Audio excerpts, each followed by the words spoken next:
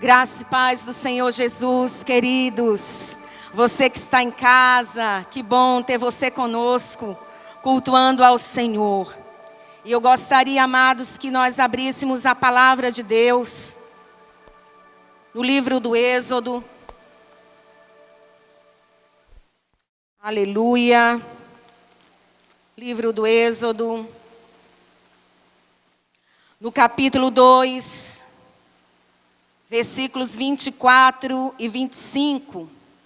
Esse mês de março, nós estamos meditando no livro do Êxodo. Quem faz parte dos grupos da IBMI, eu creio que todas as manhãs está recebendo, uma pequena porção da palavra de Deus.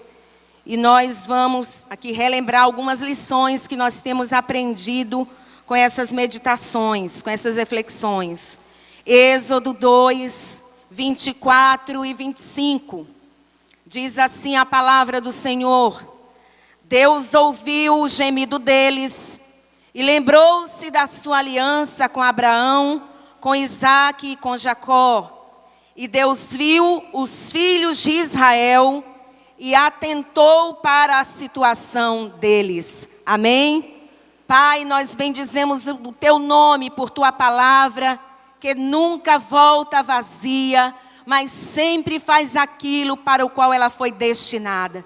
Os nossos corações estão abertos para sermos ministrados pelo Teu Espírito Santo através da Tua palavra.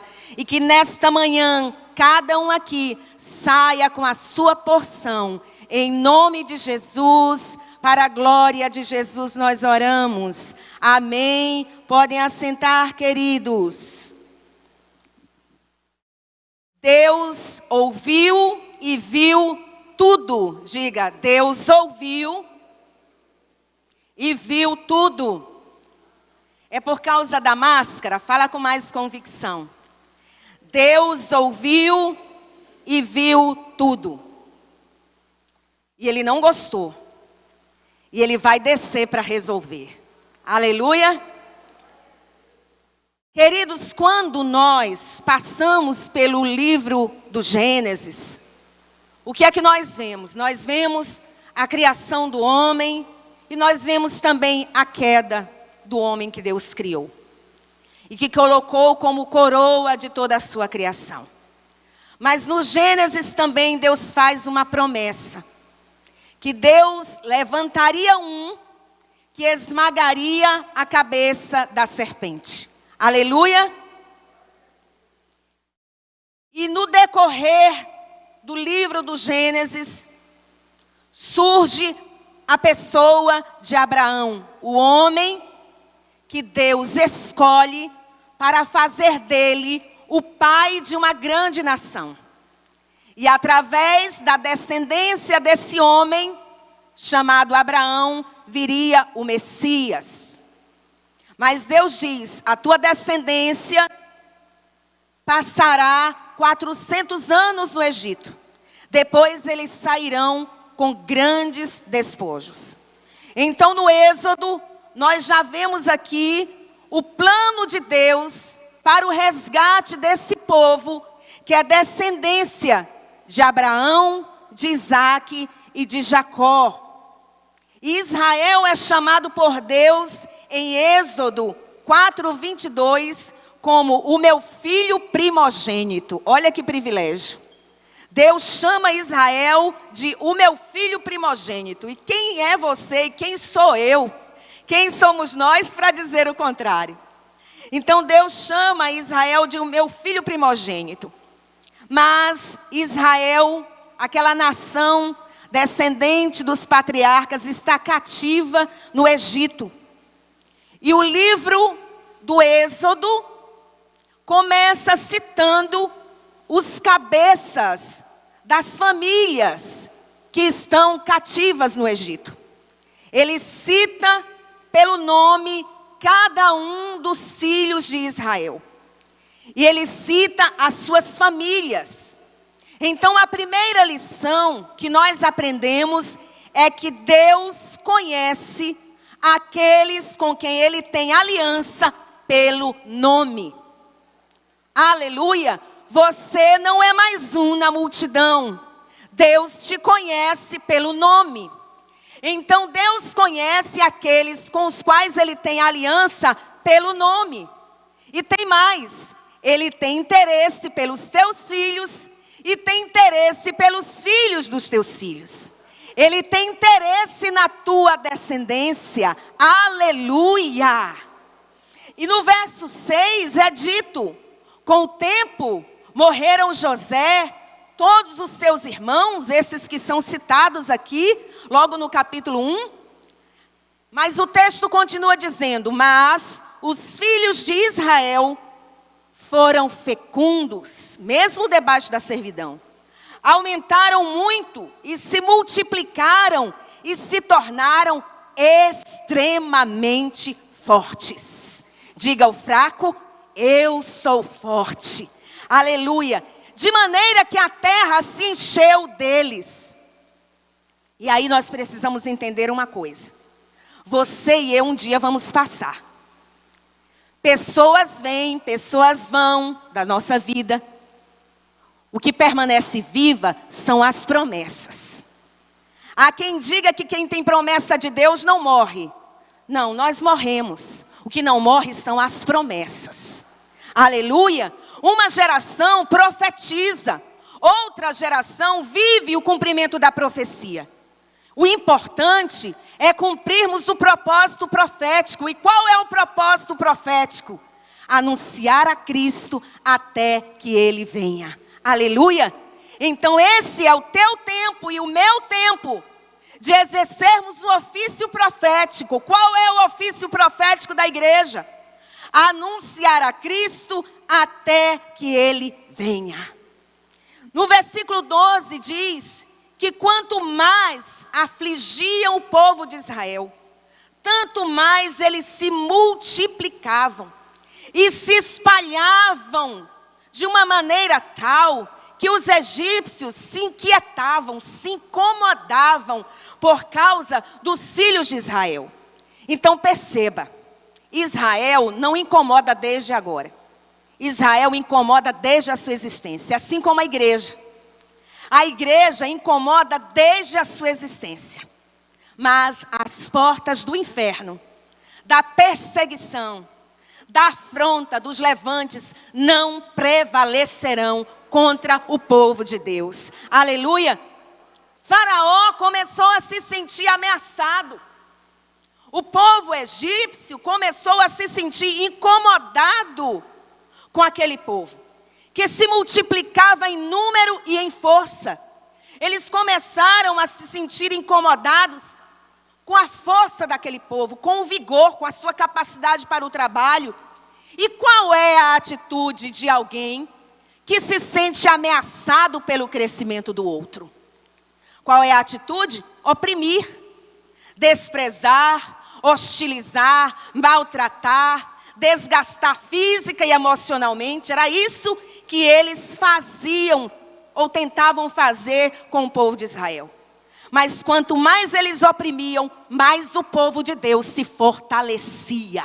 Aleluia. Por quê? Porque o poder de Deus se aperfeiçoa na tua e na minha fraqueza. Aleluia. Então sabe por que te ignoram, ou por que te desprezam, ou por que te hostilizam? Porque o que está em você incomoda, perturba aquilo que está neles. Você ainda não tinha entendido isso? O que está em você, a presença que está em você, incomoda quem está neles.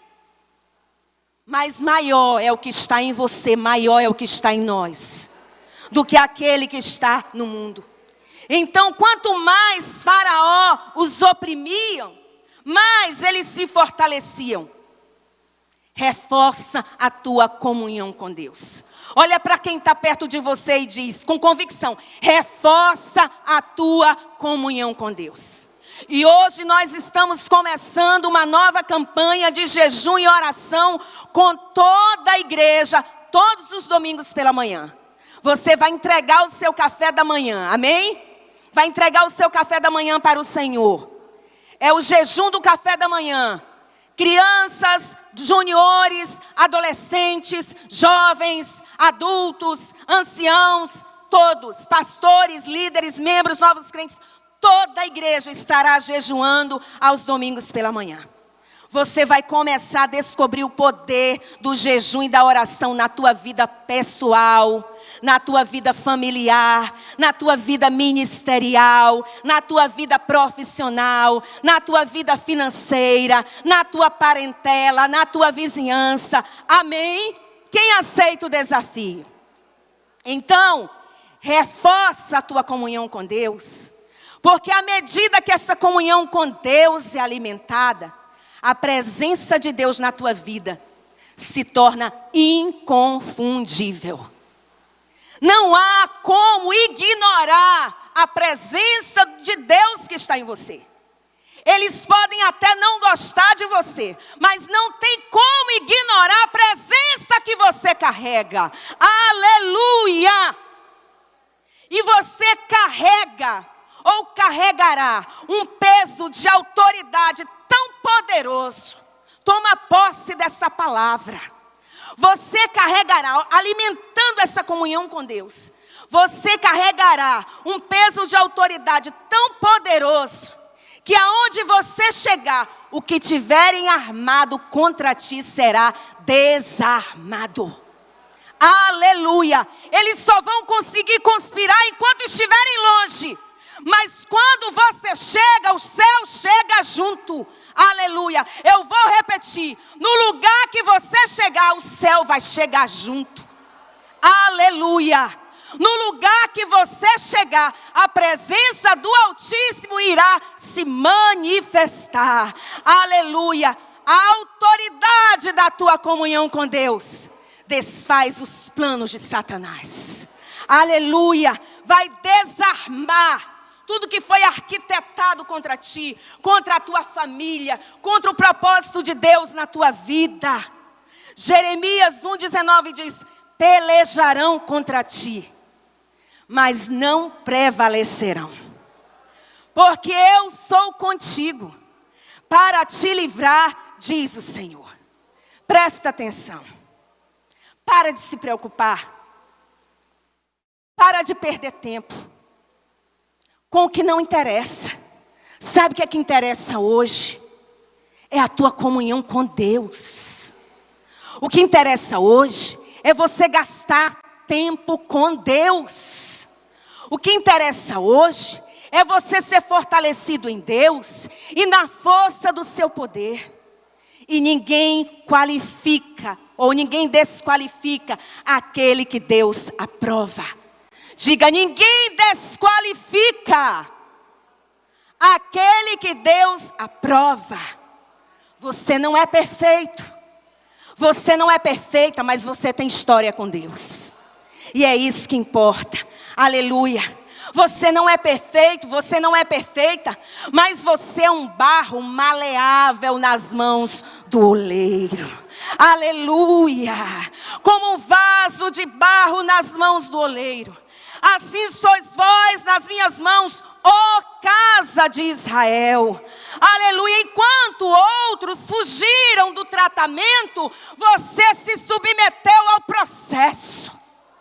Aleluia. Enquanto outros fugiram do tratamento, você se submeteu ao tratamento de Deus. Aleluia. Então eles ficaram para trás. Ficaram para trás e insistem em te achar no deserto. Mas o deserto tem dias contados para você. Aleluia. Esse deserto tem dias contados para você.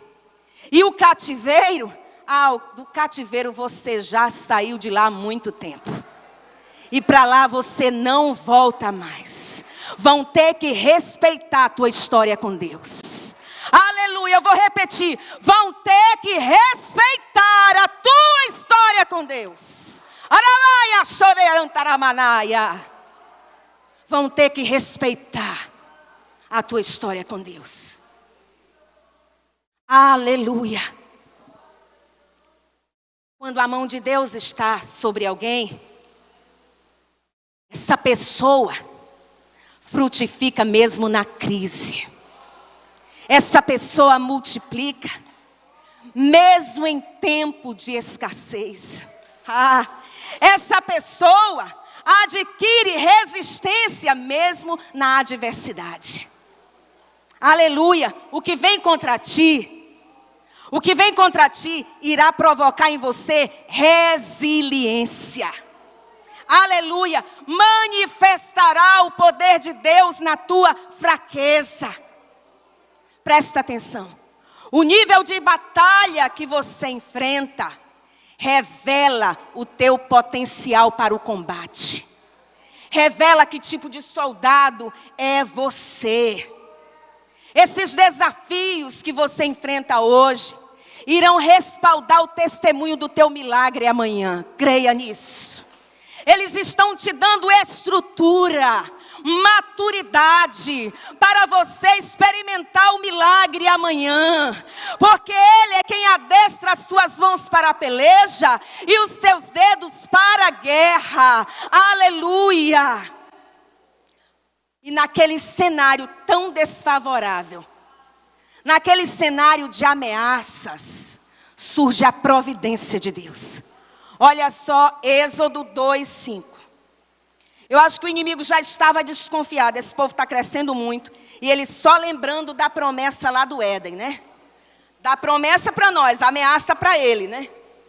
Ele disse, eu vou ter que dar um jeito de acabar com esse povo.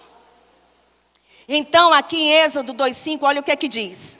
A filha de Faraó desceu para se banhar no rio. E as moças que tinham vindo com ela passear pela margem, quando ela viu o cesto no meio dos juncos, mandou que uma das criadas fosse buscá-la. Ok, pastor, eu entendi. A filha de Faraó foi tomar banho lá no rio Nilo, tinha umas moças com ela, e de repente elas olham, ela, a filha de Faraó, vê. Um cesto no meio dos juncos, à beira do Nilo. O que é que está acontecendo aqui? Faraó continuou respirando ameaças contra o povo de Israel. E ele começa a colocar em ação um plano maligno. Qual é o plano? Para acabar com esse povo, nós temos que fazer essa madre estéril. Temos que fazer essa madre estéril. Então, a ordem de Faraó agora é para que todas as crianças, ao nascer vivas, fossem mortas. E ele convoca 2 parteiras, Sifrá e Puá. Mas a palavra de Deus diz que essas parteiras temeram ao Senhor e não fizeram aquilo que Faraó lhes ordenou. E é muito interessante isso. Elas tinham medo de muita coisa, inclusive de Faraó. Mas o principal temor que elas resolveram acatar foi o temor a Deus. Não abra mão do temor do Senhor por causa de intimidação alguma. Que o temor do Senhor te guarde de qualquer tipo de intimidação. Não abra mão do temor do Senhor diante de qualquer intimidação do adversário. Aleluia! E Deus abençoou aquelas mulheres. Vendo Faraó que não obtera êxito naquele plano através daquelas parteiras, a ordem de Faraó agora é expressa, clara. Todo menino nascido vivo vai ter que ser jogado no Nilo e vai morrer afogado. Somente as meninas vão ser preservadas. Por quê? As meninas serviriam como escravas, seriam usadas pelos homens egípcios e acabariam desaparecendo na cultura de Israel. Os homens, naquele contexto, eram a força de guerra. Então eram a maior ameaça. Então a ordem é matar os meninos. Mas Deus levanta a própria filha de Faraó para criar um menino hebreu chamado Moisés. Aleluia! Sabe por quê? Porque Deus pega o astuto na sua própria astúcia. Deus vai agir literalmente nas barbas de Faraó, que se achava muito esperto. Então, quem pensa que vai sabotar o plano de Deus na tua vida, só está acelerando o processo. Quem pensa que vai sabotar o plano de Deus na tua vida, só está acelerando o processo. Moisés nasce, e agora? O que fazer? Já se passaram 3 meses, seus pais não sabiam o que fazer. Mas eu creio que eles, inspirados pelo Espírito Santo, a sua mãe Joquebede, inspirada pelo Espírito Santo, tem a ideia de fazer um cesto, colocar o menino, colocar entre os juncos na beira do rio. E ela agora vai esperar em Deus. Ela precisava entregar aquilo para Deus que ela não sabia mais como resolver. E a Miriam, a irmã mais velha, fica de tocaia. Fica observando o que iria acontecer ao menino. Queridos, Joquebede não sabia mais o que fazer. Ela não tinha mais o controle da situação. Presta atenção. Deixa Deus assumir o controle daquilo que você não tem mais controle. Entrega no controle de Deus aquilo que você perdeu o controle. Porque se você insistir em manter no controle aquilo que não é do teu controle, você vai perder o controle sobre si mesmo. E quem perde o controle sobre si mesmo, não controla mais nada. Desanda tudo. Deus está falando com alguém aqui. Joquebede decidiu entregar o controle da situação para Deus. Provérbios 16:32 diz que melhor é o longânimo, o paciente, do que o valente. E o que domina o seu espírito, do que o que toma uma cidade. Para com esse descontrole. Essa tua insistência em controlar aquilo que não tem mais controle, que você não tem mais controle, está te deixando descontrolado. Entrega esse controle, principalmente da tua vida, das tuas emoções, da tua mente, na mão de Deus. Ele sabe como fazer. Como é que ele vai fazer, pastora? Eu não sei como ele vai fazer, mas uma coisa eu sei. Ele vai agir no inusitado. Ele vai agir de uma maneira inusitada. E ele vai levantar pessoas que você nem imagina. Ele vai promover situações que você nunca imaginou. Porque Deus é assim. Ele age usando o improvável. Aleluia. Entrega no controle de Deus, e Ele agirá de maneira inusitada, levantando pessoas improváveis. Aleluia! Porque Ele é aquele que revoga decretos e muda destinos. Aleluia! Não tem solução para o homem, não tem solução para você. Porventura, há algo impossível para Deus? Deus levanta a filha de Faraó para criar, para proteger e para educar o futuro libertador de Israel. Porventura, sabes tu como Deus trabalha? Pode ser que você esteja dizendo, mas Deus, justamente nessa crise, justamente nessa pandemia, chegou essa responsabilidade para mim. Chegou mais essa responsabilidade para mim. E agora o que eu vou fazer? Porventura sabes tu como Deus trabalha? O Deus que te confiou a responsabilidade é o mesmo Deus da provisão, que proverá o sustento. Aleluia! Ele vai dar a estrutura para que você assuma essa nova responsabilidade. Aleluia! E Deus levanta um libertador no deserto. Êxodo 3, 1, 2. Moisés apacentava o rebanho de Jetro, seu sogro, sacerdote de Midian. E levando o rebanho para o lado oeste do deserto, chegou a Horebe, o monte de Deus. E ali o anjo do Senhor apareceu numa chama de fogo no meio de uma sarça. Moisés olhou e eis que a sarça estava em chamas, mas não se consumia. Bom, nós saímos lá da beira do Nilo e já estamos lá no deserto. O que foi que aconteceu nesse intervalo? Então, antes desse impressionante episódio que nós vemos aqui, quando ainda estava no Egito, vivendo como um príncipe no palácio, Moisés decide um certo dia sair para olhar o povo, para ver a situação do povo hebreu. Ele passando em um determinado lugar, lembre-se que Moisés foi criado por Joquebede até os 3 anos de idade, porque quando a filha de Faraó o encontra na beira do rio, se compadece dele, Miriam chega e se oferece para chamar alguém para amamentar o menino.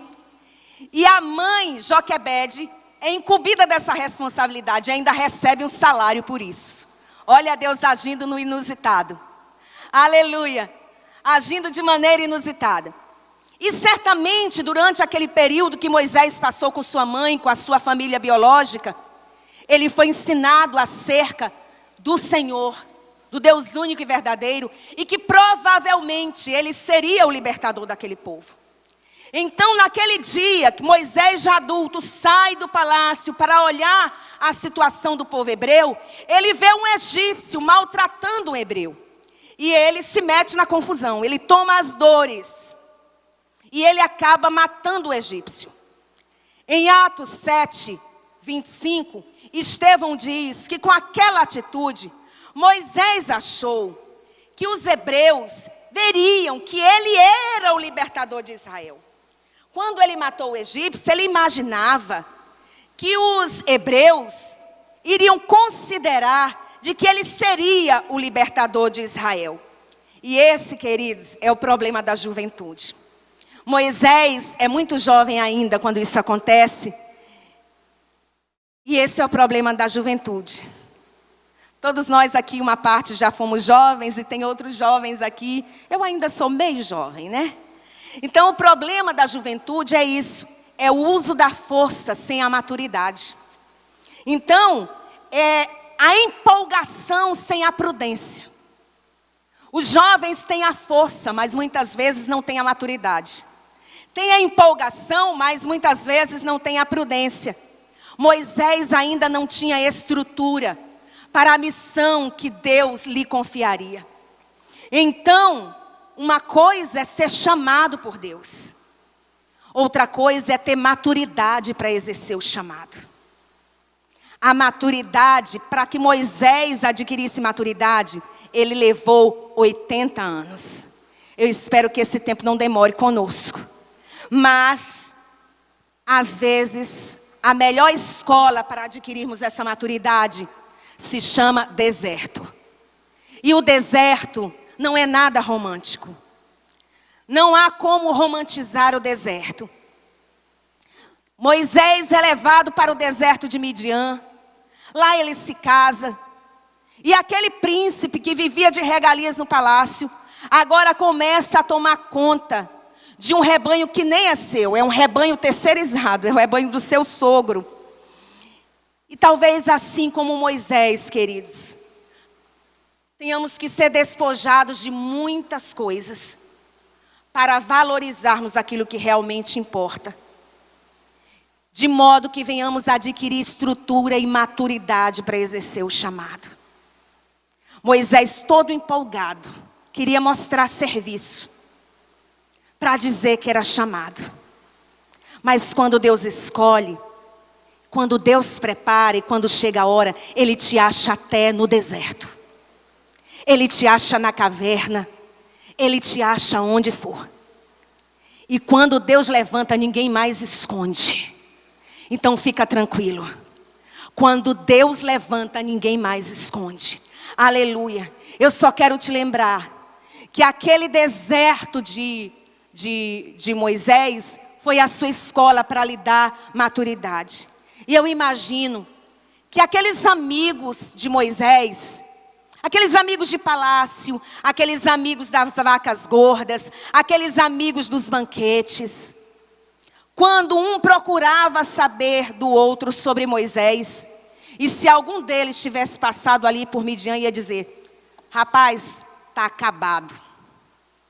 Você não sabe o que eu vi, está lá no deserto de Midian, está acabado. Aquele dali não se levanta mais. Aquele dali não vai mais para lugar nenhum. Mas o que eles não sabiam, o que eles não sabem, é que esse deserto leva Moisés ao pé do monte. Está me atraindo para o monte, para um nível de revelação maior. Está te atraindo para um nível de conhecimento mais profundo de Deus. Foi o que aconteceu com Moisés. Moisés não ficou apenas no deserto, ele foi atraído para o Monte Horebe. Quando ele chega no Monte Horebe, ele vê uma sarça queimando no fogo, mas que não se consome no fogo. Naquele monte no deserto, lá em Midian, Moisés começa a observar uma sarça. A sarça está se queimando, mas ela não é consumida pelo fogo. Olha o que diz Êxodo 3, 4 e 5. E vendo o Senhor que ele se virava para ver o quê? A sarça que se queimava e não se consumia.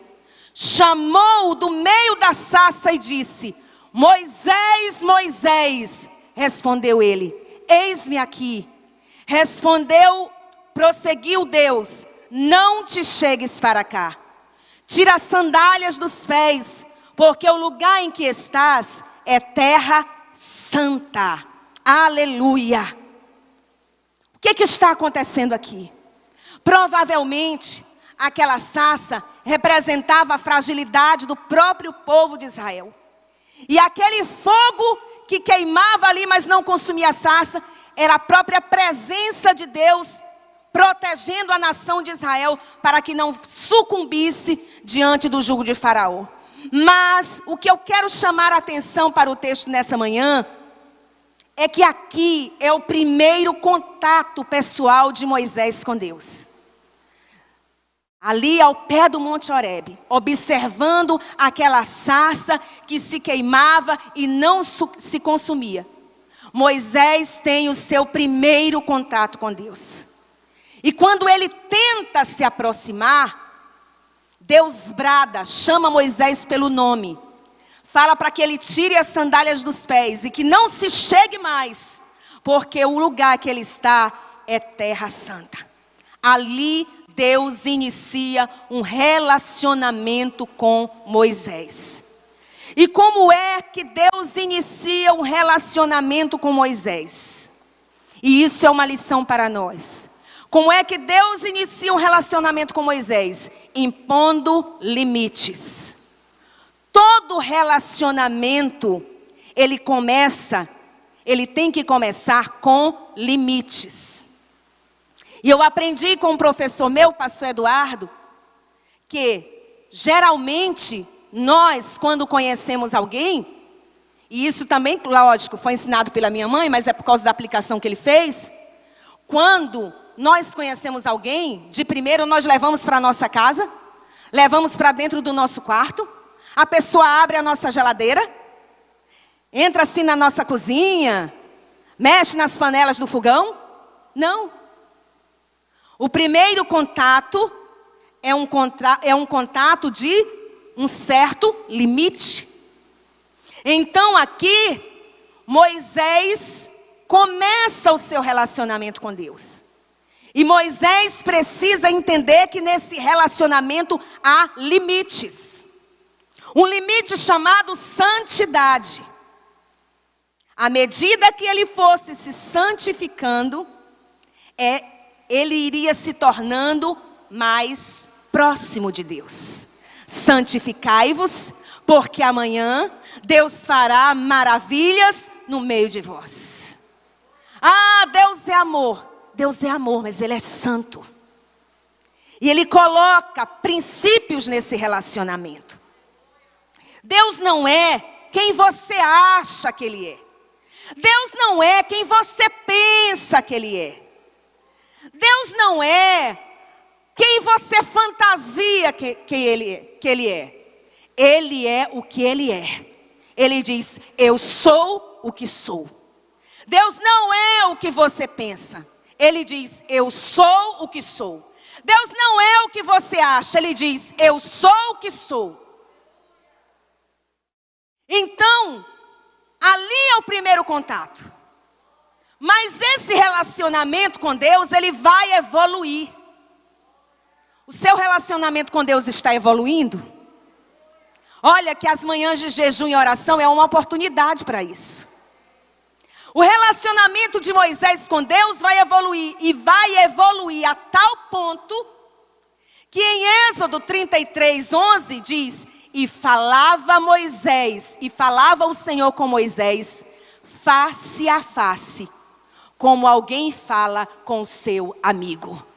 Olha a diferença do início do relacionamento.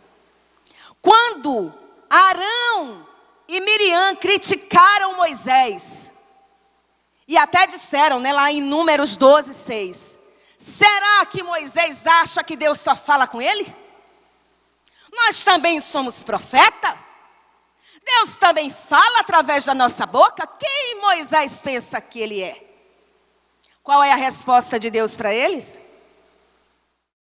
Em outras palavras, o nível de vocês precisa se elevar. Deus diz para eles, com um profeta, eu falo em visões e em sonhos. Mas com o meu servo Moisés, fiel em toda a minha casa, eu falo com ele face a face. Intimidade com Deus é para quem o respeita. É para quem o teme.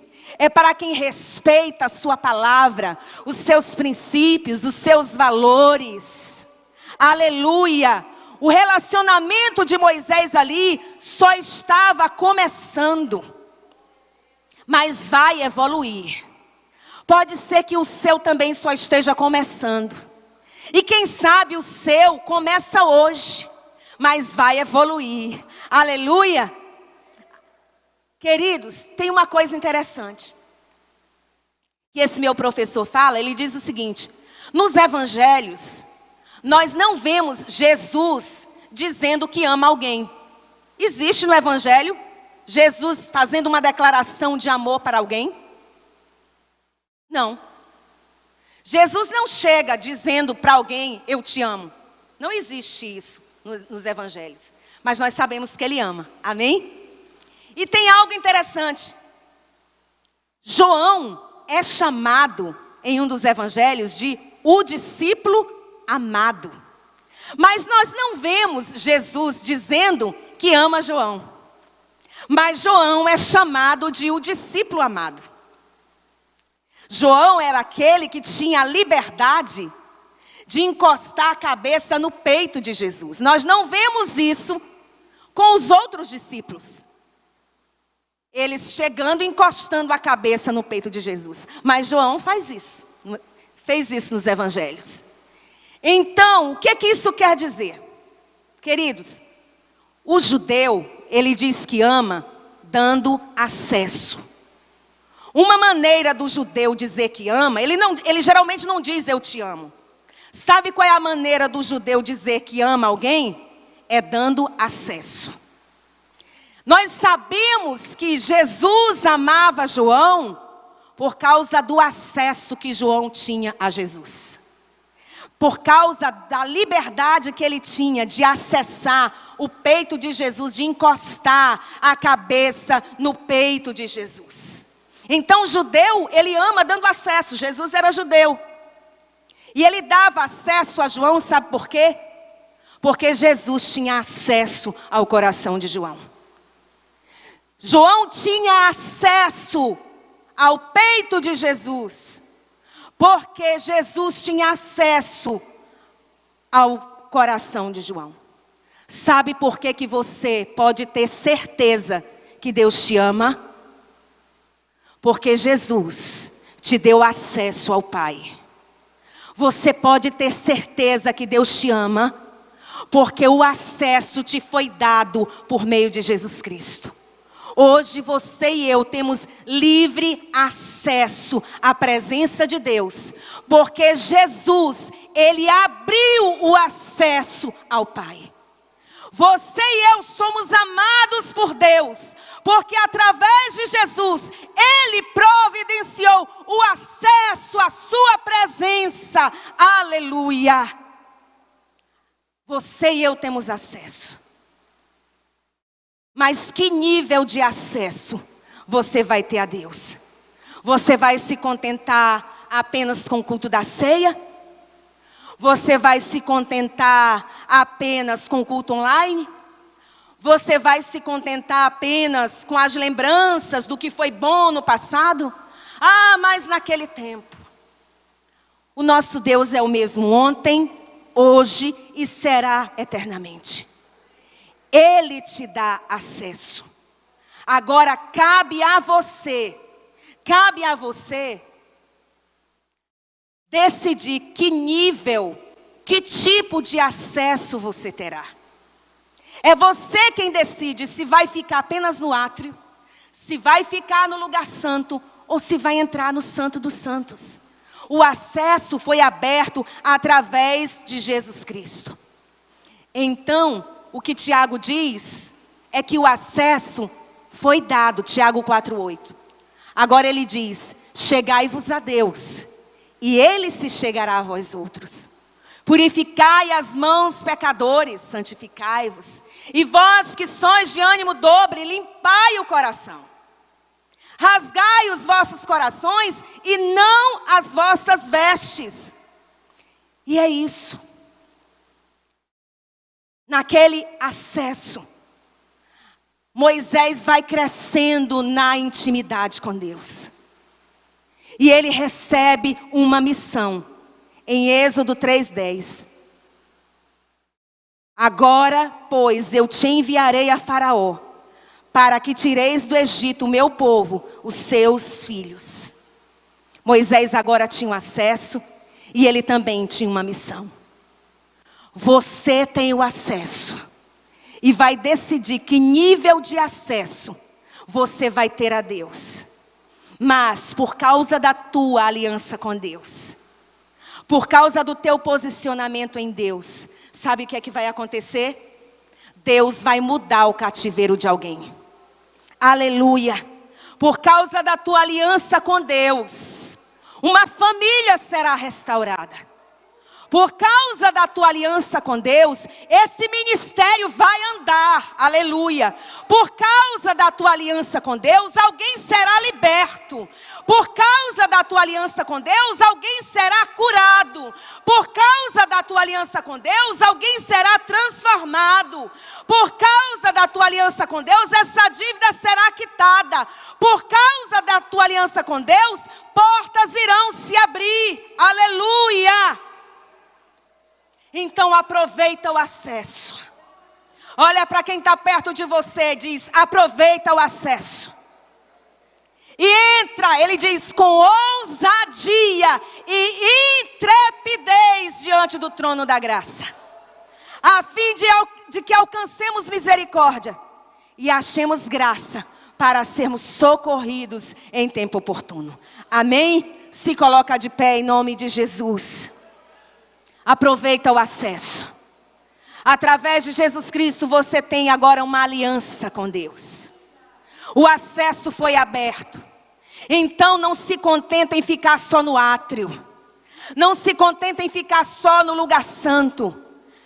Entra no Santo dos Santos, pelo novo e vivo caminho, e conquista em Deus. Conquista em Deus aquilo que Ele já colocou no teu coração. Amém? Pai, em nome de Jesus, nós te agradecemos por tua palavra. Obrigada pelo livre acesso que nós temos à tua presença através de Jesus Cristo. E obrigada porque o teu Espírito Santo é que nos auxilia, nos ensina a crescermos em comunhão com o Senhor, em um novo nível de intimidade, de revelação na tua presença. Deus, que o teu Espírito Santo gere em nós mais fome, mais sede. Assim como Moisés disse: Senhor, eu quero te ver, mostra-me a tua face. Gera em nós essa fome, gera em nós essa sede, gera em nós essa intensidade da busca. Deus nos faz visualizar o teu propósito através das nossas vidas. E que o Senhor conte conosco. E que a tua unção seja liberada. Que haja um destravar do Senhor na nossa vida espiritual. Haja um destravar do Senhor nos nossos relacionamentos. Haja um destravar do Senhor no nosso chamado. Haja um destravar do Senhor no nosso ministério. Haja um destravar do Senhor nas nossas finanças. Haja um destravar do Senhor nas nossas famílias, nos nossos lares. Em nome de Jesus, para a glória de Jesus nós oramos. Amém. Glória a Deus.